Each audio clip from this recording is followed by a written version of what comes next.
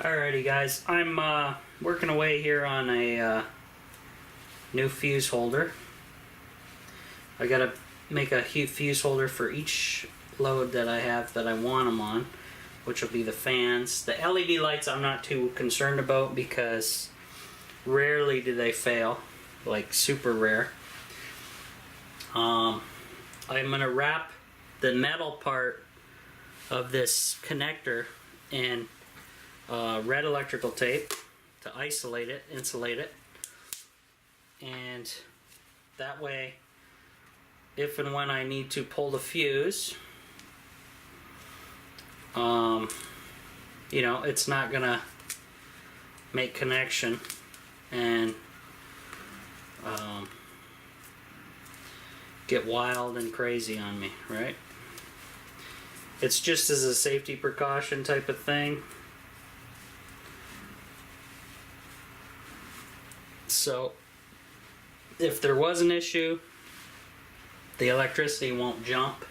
So this one will go up here, and this end will be connected to the this is the first fan above the fireplace, and I'm just going to put some red tape on the end of this guy so we know that we can identify that this white wire is used as a positive. You guys kind of can figure out my method from now on. So black to black, and then I use white as red if that's the wire that I have available. This 18 gauge. So what I have to do now is, can you guys see, I'm going to hook the solderless connection up to the positive end, and let's see, where can you see the fuse holder?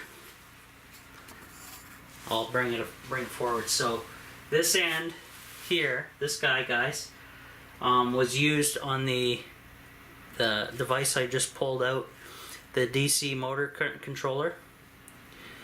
And I'm going to just put this 2 amp fuse in, and then I'm going to hook up this wire that I just made up, and this will be the positive for, well, this is the positive and the connection, the fuse holder connection for the first fan above my fireplace.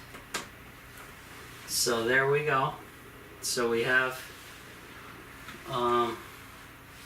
that connection done. I have all the negatives hooked up already to the bus bar. Now the next thing I got to do is run a positive wire here, and I need to cut up some more wire for that. And I'm going to make a fuse holder. I actually use up this spare that I pulled out of this unit here, and I'll make a fuse holder. I simply add the connector, the blade connector, on top of the copper wire. Use my little crimping tool that are pretty affordable, and I crimp the metal that's wrapped in insulation here, and it locks the copper to make contact with that metal, and then you have a pretty much a nice connection point there. And then obviously I tape that up. So for now though, what I'm going to do is hook this wire up to the positive side of my fan above the bed. If it fits. There we go. And then I'm going to put a 2 amp fuse in him, and then I got to run a long wire into the spare on my switch down here. Zoom back out. So I got to run a long wire, which I'll have to. The nice thing about keeping the scrap wire, guys, is I don't have to start cutting stuff off the new roll.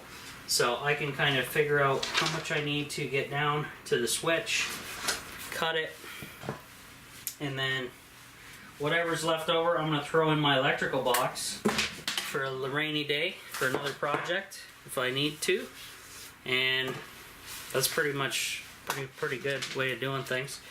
Not a lot of waste on this project. I try to use up as much as I can. Not to mention that because it's on a tight budget and it's good practice, you know. You're not throwing stuff out all the time. Though you don't want to become a hoarder like some people. That's kind of counterintuitive, but it's the way it is. So all I'm doing is taking the brown insulation off these two wires that are 18 gauge, and I'm just going to grab the white wire and use him as my positive connection into the 12-volt switch. Lots of trash to go. So this wire is actually going to get two blade connectors, one on either end, because I need a blade connector to connect to the 12-volt switch here, and then the other end is going to this 2-amp fuse. And I hope what I'm going to do is I'll power up both, but let's see. Should I? No, I better just. If I blow through two fuses for a test, then so be it. They're not that expensive. That's just, you know, the way things are. So what I'm going to do is I'm just stripping the copper off the, or not stripping the insulation off this wire, and I'm going to label it as a positive. So a little bit of red tape won't hurt. And we'll see what happens here, guys.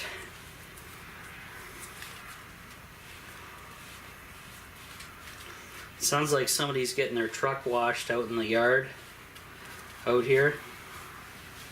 I think they have I think it's a contract with somebody who comes and washes their trucks, because they're normally here on weekends, not so much during the week, but since it is Sunday today, and Saturday, Sundays, there's normally a little bit of activity here. People coming and going, and then car washing, I guess, or truck washing, I should say. So, we'll add two more connectors here, guys. And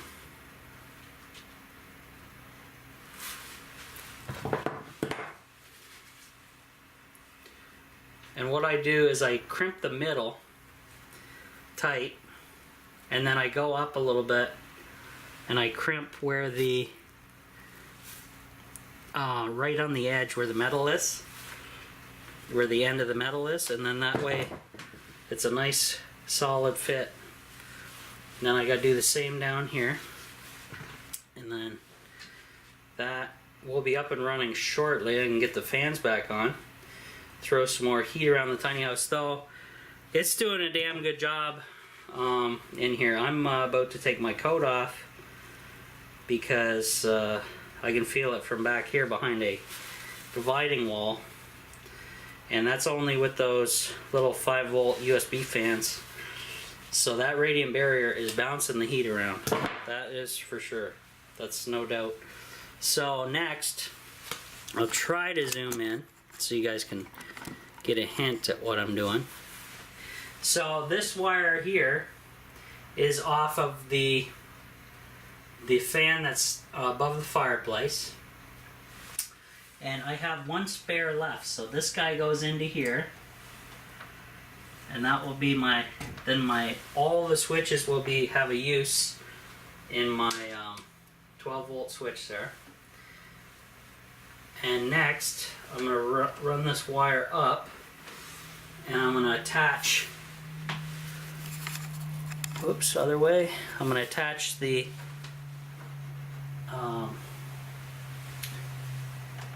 2-amp fuse. But first I have to tape around the metal of those connectors like I showed previous, just so for safety factor that there's no contact where the electricity can go anywhere. It just isolates these. Since these are the bare metal type, you can buy the ones that are pre-insulated if you need to. Whoops, that's a little too much. Too much tape. Way too much. And hopefully I do not pop the breakers, or the fuses I should say. Hopefully 2 amps is enough. Oh, outer tape. I knew I was getting low. Yeah, the rest of that's garbage, so at least I'm getting really low. I got one thing of electrical tape and one red left. Well, they're both electrical tape, but one of each color left. I'll have to get some eventually here.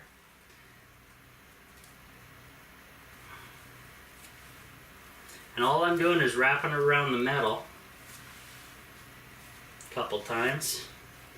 And then with the excess I kind of go down and around the where the connector meets the insulation of the wire down here. And now I can put the 2 amp fuse in. So we'll put this guy in here. That's one. We'll put this guy in here. And what I'll do, since they're on switches, I can test one fan at a time. So if one fan blows the 2 amp, then I'm not blowing both at the same time. I just got to make sure everything's off on this side here. Yeah, they are. So if you guys hang 10, I'm going to zoom in on one of the fuses in case it pops. You guys may be able to catch it. And I'm not doing this on purpose, I just hope it doesn't pop. Now, what fuse are you looking at? This one is the one above the bed.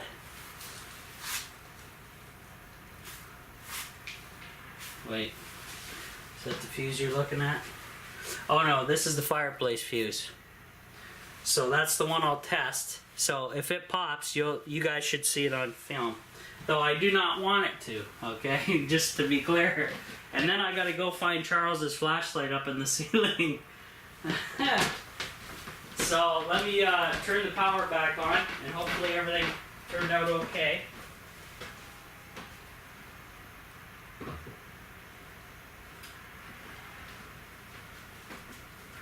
Okay, so now I'm going to turn the power on to the fan that's above the fireplace, and I hope this doesn't pop this fuse. So watch carefully, guys. We're good. Fuse is okay.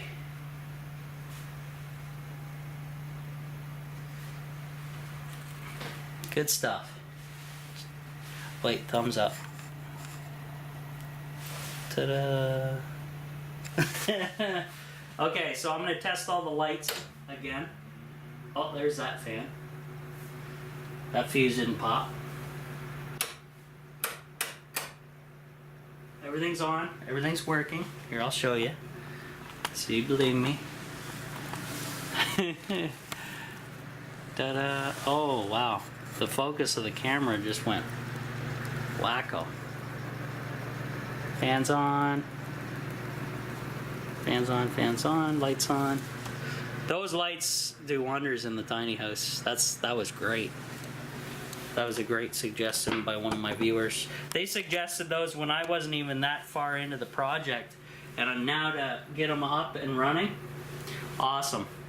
And I know they work really well because I tested the power they use, and it's literally, it's not much at all. These things are pretty damn good. So what I'm going to do, I don't need the fan on above the bed. I'm going to leave the fan on above the fireplace, and I'm going to kill some lights. I'll keep the entranceway light on. Actually, no. Well, does it give me a little bit of light in here? Not very much. But anyway, now what I have to do is carefully take the staple gun and I have to basically start cleaning up this mess of wires with the, I'm going to use the, should I get Charles's light first before I do this? I think so. I think I'm going to do that, guys. I'm going to grab Charles's light out of the ceiling and then I'm going to fix up all this wiring just in case, like, because the only reason I say it is once I get things tightened down and, you know, cleaned up looking half decent back here, and then I go to remove a ceiling tile, hopefully, you know, everything works out that way. We'll find out. This rope has to get out from under. Oh, okay, there we go. Yeah, there's going to be some massive cleanup going on to get things organized here. Yeah, I'll just put this, I'll tuck the rope behind the camera so it's kind of out of the way. So, yeah, I'll be back, guys. I'm going to get Charles's light from the ceiling. Sorry, Charles, I left it up there. Thought I had it in my pocket, but I guess I was excited to get the power onto that light and make sure everything was okay. So, be back in a bit.